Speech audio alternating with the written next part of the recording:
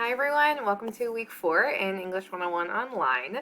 So as you can see from the image here and our sort of working through the writing process over the course of essay 1, you will notice we are nearing the end. We're in this proofread, edit, creating our final draft sort of step.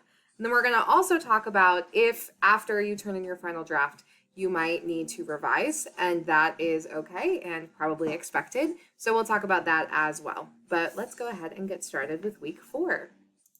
So the overview for week 4 is pretty simple.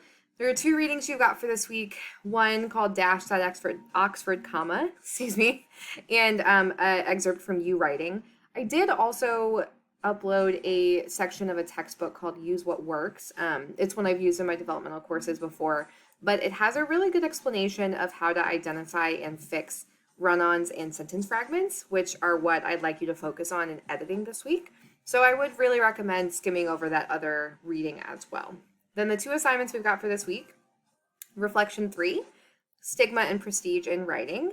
This is really just kind of thinking about why we want to edit, but also identifying that when we talk about having a standard English or a right English, that definitely marginalizes different communities in the US especially. So something I'm interested to kind of discuss with you all this week.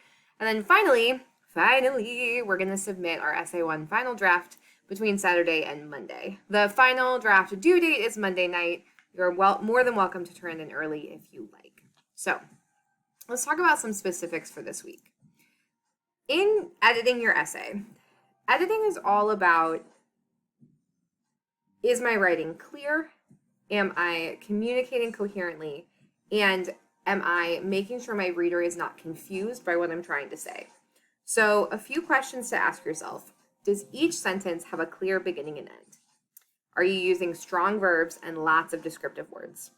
As opposed to using words something like, this was a big change for me.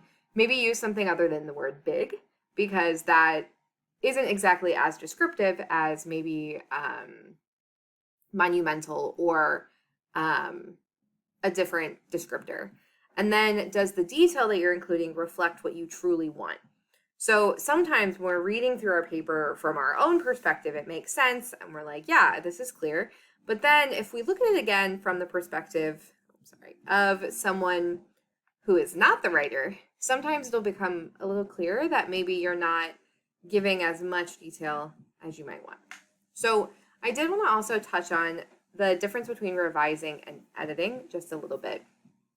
Editing is more minute, and it's honestly probably a skill and a part of this process that we're going to keep developing throughout the semester. So if you're like, oh my God, my spelling is terrible, I hate punctuation, why do we use semicolons? That's normal, natural, and I am right there with you. Editing, though, focuses on the sort of mechanics of your writing. And the reason that we do this is because we want to make sure that our writing is academically presented and clearly communicating the great ideas that we have. So if your writing is sort of riddled with run-on sentences, ideas that sort of all squish together, your writer or your reader is going to be confused. And so that's primarily why I want to focus on editing this week. What I don't want y'all to do is really stress out about being perfect. All right, you're going to make mistakes. I will help you in correcting those mistakes, and we'll kind of learn about your own mistakes and how to avoid them as we go. So this is an important part of the writing process. It is not all of it. All right, there's a reason why I wanted to wait until the end where we're near the final draft, because the ideas that you've written, the content is so much more important to me than the mechanics. You might have instructors, and in the past or in the future or even right now, who are real sticklers about mechanics, who don't have any leeway in having something misspelled or capitalization. And you're going to encounter people like that in your life. So I think it's important that we can sort of understand the expectations of academic writing in terms of mechanics. But I want you to know, too, that we make mistakes, and that's the only way we learn. So as you're going, something I wanted you to think about as well, this was from narrative writing that we read last week, But specific language is also a part of editing. It's not just about punctuation, but the literal words that you're using. So this is a quote from Narrative Writing, where Kapka says, "This relies on the use of specific language. As you read through the revised section, you are encouraged to avoid phrases that your audience might find misleading. Consider this as you write a story. With every sentence, ask, what does my audience know? What do they think? If you say a car is beautiful, will your audience think of a 2018 hybrid Honda Accord or a 1966 Chevelle, like the one in this photo? If there's some doubt, change your words to reflect your meaning." And this is something that you want to think about in editing as well. Not just the mechanics, but the specific words you're using and how you can make them clearer for your reader. So put yourself in the reader's shoes. Some ways to do that are to ask someone else to look at your writing, to use the Success Center, and then also to read your paper out loud, which I did recommend for revising as well. So let's talk about the Success Center for a little bit. There is an online writing lab that I strongly encourage everyone to use throughout the work in our course. So if you go onto eStorm and then from that main screen with the boxes, click on Quick Links. And then about halfway down the menu is a little owl icon. It says Success Center Owl. This is where you can copy and paste your paper.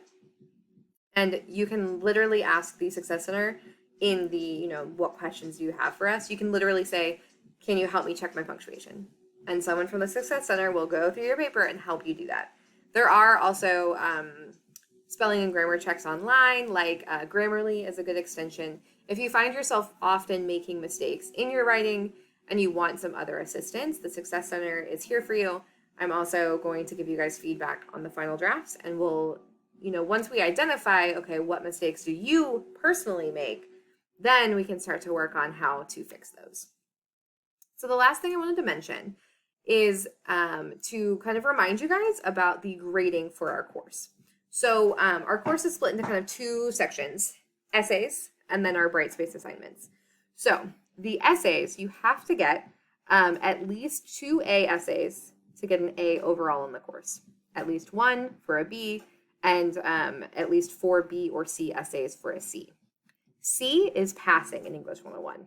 So I'm emphasizing this because what I wanted to mention is that if you do not get a C on this essay, you will be required to revise that essay until it is C level, all right? So if your grade is lower on this first essay than you'd like, that sometimes happens, this is our first one, so we're trying it out, then you are able to revise this for a different grade, okay? I do encourage that, and I can give you feedback on how to do that as well. But if you score below a C on this first writing assignment, you will receive an email from Brightspace saying, hey, it looks like you got lower than a C on this assignment. You're going to have to revise this for it to be able to pass the course, all right? So just keep in mind that I am more concerned with the quality and the content of your writing than I am the grade that you get on it. But I recognize that our world doesn't work the way I'd like it to. And ultimately, your essays have to be at a certain level for you to pass the class overall. I just wanted to remind everyone that this is our policy, okay? So I'm really excited to see how these final drafts go, and I will talk to you guys soon.